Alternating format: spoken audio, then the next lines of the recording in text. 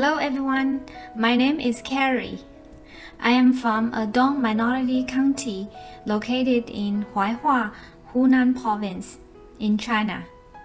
I have been working on Peply since 2017. I really enjoy working online.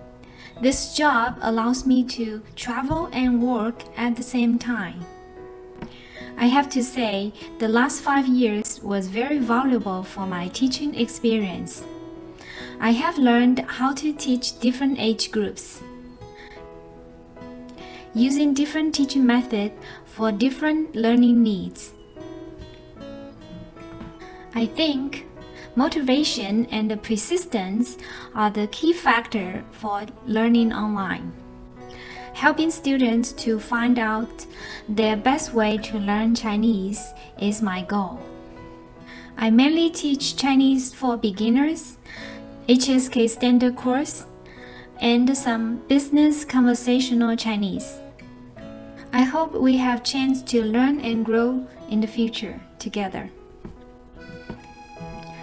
中国有句老话说，活到老，学到老。希望在未来的时间里，我们可以一起学习，一起进步。再见。